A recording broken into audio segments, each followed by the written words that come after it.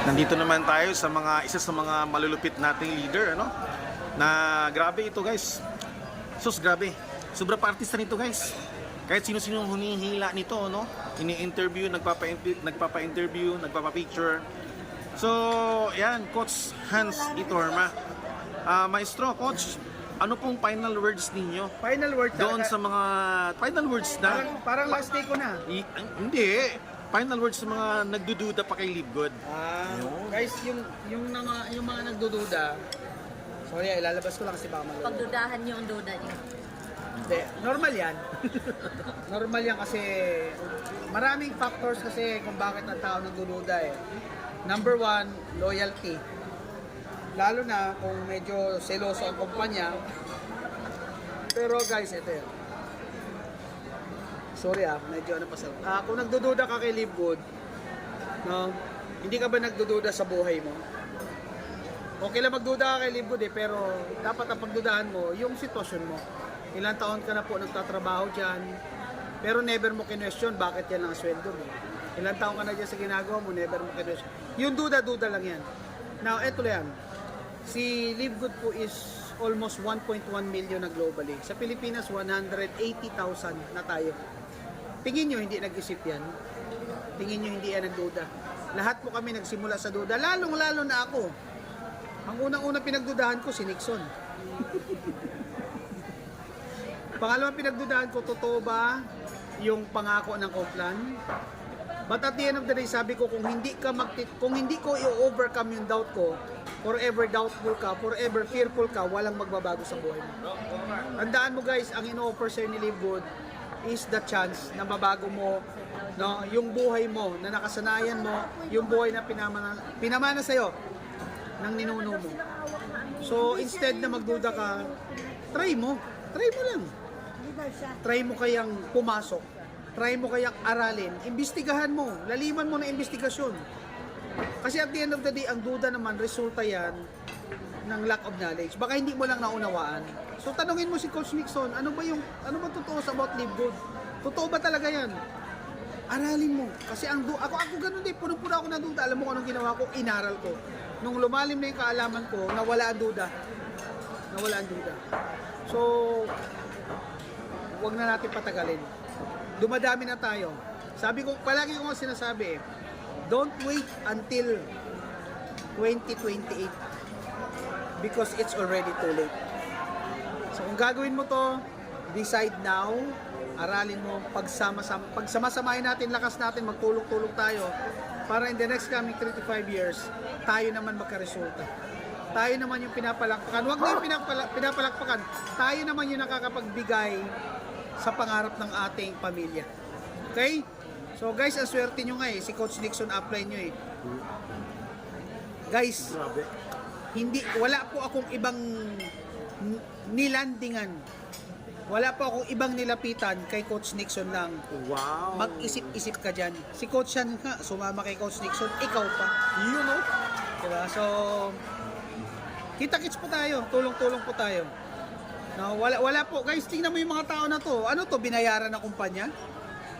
Lahat to binayaran ng kumpanya. May mga umuwi galing Canada, may umuwi galing Singapore, may umuwi galing US. Maging part lang ng celebration na ito.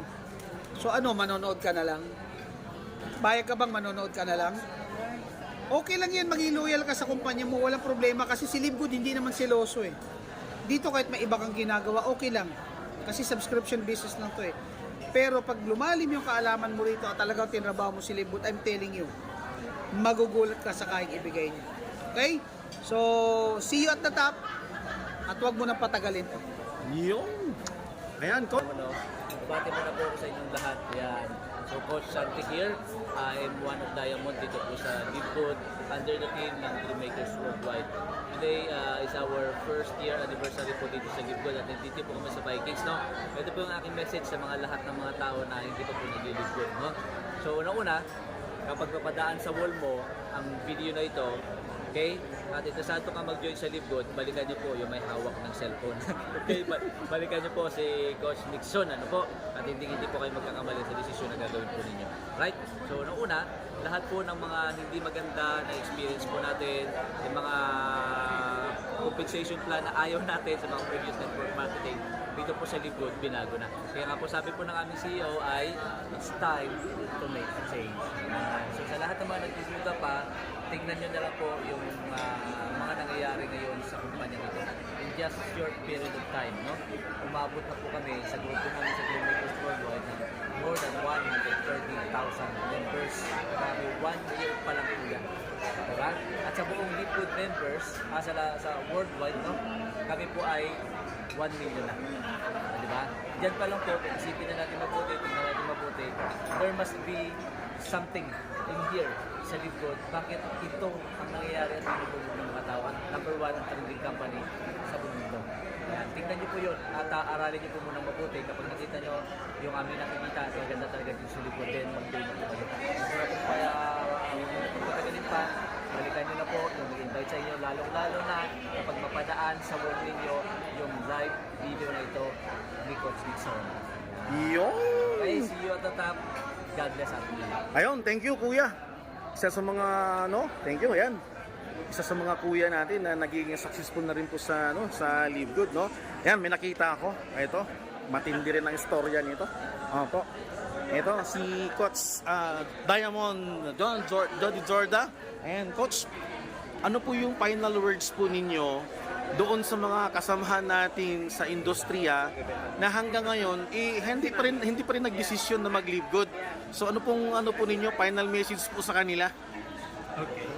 Sa lahat ng mga hindi pa nakikita yung mga opportunity about Live Good, ito na po yung pinakamaganda at pinaka-perfect business in the market right now. Wag po kayong makikinig sa mga taong negative about Live Good. Bakit? Tayo po gumagawa ng pangarap natin, tayo po bubuhay ng pamilya natin. And dito kay Live Good, ang dami na po na bago ng mga buhay at ang dami pang babaguhin na buhay. This is a noble opportunity para mabaguhin natin ang buhay at baguhin natin yung industry ng networking. Ito lang po sa Live Good. Nandito na po halos lahat ng mga leader. Pasok na pa kayo dito. See you at the top. Ay, grabe. Thank you, Coach. Thank you. Grabe, guys. Grabe po ang istorya po niyan, guys. Yan po si Coach Jody Jorda. No? So, yun, guys, hanap pa po tayo. No? Hanap pa po tayo ng pwedeng matanong